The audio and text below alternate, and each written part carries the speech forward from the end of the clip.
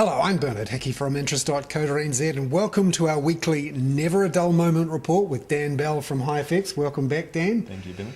And this week there's been no dull moments because the Kiwi has broken a key relationship with the US stock market. Previously, when the US stock market rose, we rose. And when it fell, we fell. But this week, what happened? Yes, indeed. So we've seen better economic data out of the US actually lead to better gains on the key US indexes. That's the S&P 500 and the Dow Jones. So US shares are up at multi-year highs. The Dow Jones is over 13,000. The S&P 500 is over 1,400. And that's the highest that they've both been since 2008. The NASDAQ, the technology index, is actually at its highest level since 2000. So US stocks continue to go up. Over the last few days, or in fact the last week or so, we've actually seen the US dollar firm on the back of better economic news from the US. And that's actually a breakdown and a departure from a matrix that's been in place where you've had risk on, the Kiwi dollar rallies, so risk on meaning better US economic data, supporting stocks, supporting appetite for currencies like the New Zealand dollar and the Aussie dollar.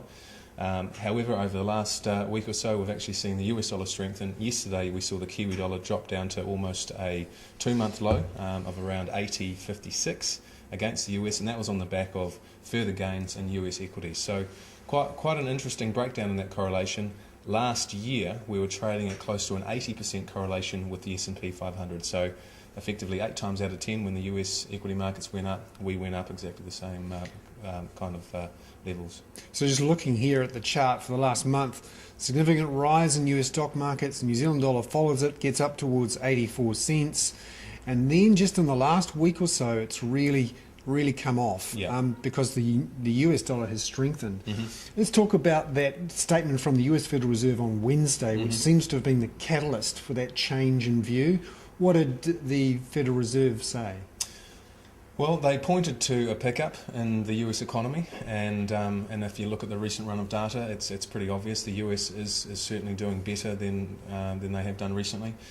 And there was no mention of QE3. So really, as much as the chairman of the Fed, Ben Bernanke, maintained their commitment to low interest rates till the end of 2004, there was no mention of further quantitative easing.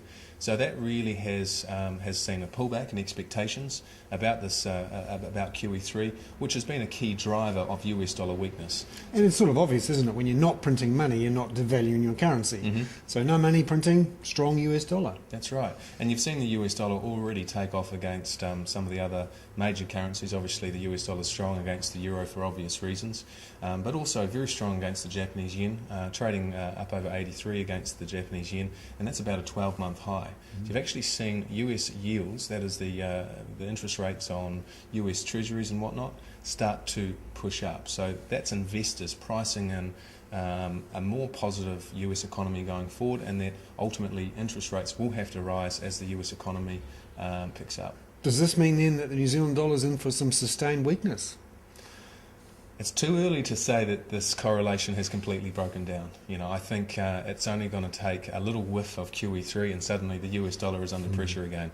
And as we know, the Federal Reserve in the US do like to keep the market guessing. They like to keep the expectations that these rates are going to stay lower and that they're going to do whatever they need. But there does seem to be a bit of a change going on, and I think if you look at the US dollar under any sort of scenario, under any sort of model, it's still historically weak against most major currencies.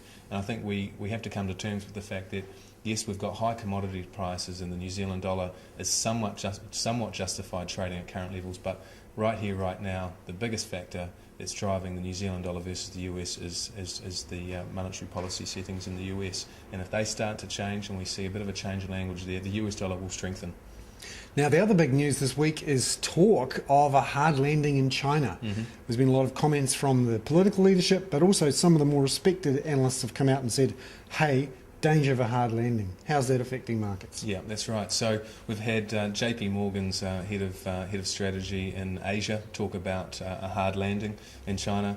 and really looking at their issues in their housing market. They've overinvested in housing. You've seen a massive surge in house prices in China, and we've all seen, I'm sure you've seen those documentaries about empty cities, these apartment blocks that have no one in there because they can't afford them.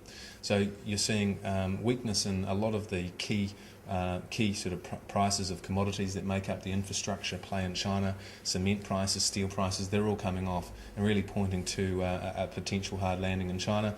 Other analysts talking the same kind of thing. So definitions of a hard landing do vary. Some are saying that a hard landing would only be 6% annual growth. We'd kill for that, wouldn't we? Exactly. So whilst others are saying a hard landing, is somewhere between 0 and 3% growth. That would be a problem because China is so important for New Zealand and Australia now, being our biggest collective trading partner. It is, yeah, absolutely. So Australia is very leveraged to the China story. As we know, their terms of trade has been heavily reliant on China buying their commodities, and Australia is New Zealand's largest trading partner, and China is New Zealand's second largest trading partner. So really China is quite key to our economic performance. Interesting to note also the trade deficit out of China that was released on Sunday. Hit the sort of market on Monday morning New Zealand time. The worst trade deficit that China has reported in over 10 years, and that was made up of quite a significant drop in exports. So, and also a pickup in imports. So, how did that affect the currency, the yuan versus the US dollar, and therefore New Zealand dollar versus yuan or renminbi? Well, the Kiwi dollar was under selling pressure as a result of that.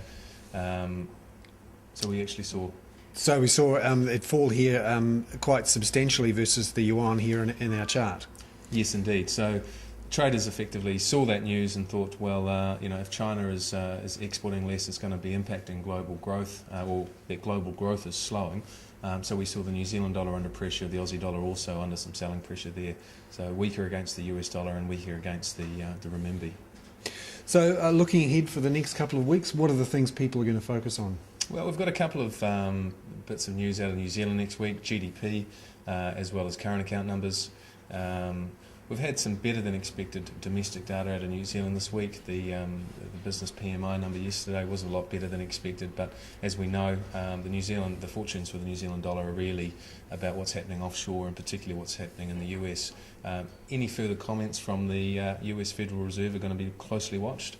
And just in terms of this correlation between equity markets and how the US dollar performs against most major currencies. And this must be the first Never a Dull moment we've done where we haven't mentioned Europe once.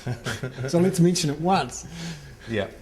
So we might as well mention Europe. I mean, we know that the Greek private sector creditors deal has been signed off, and IMF is giving Greece some more money.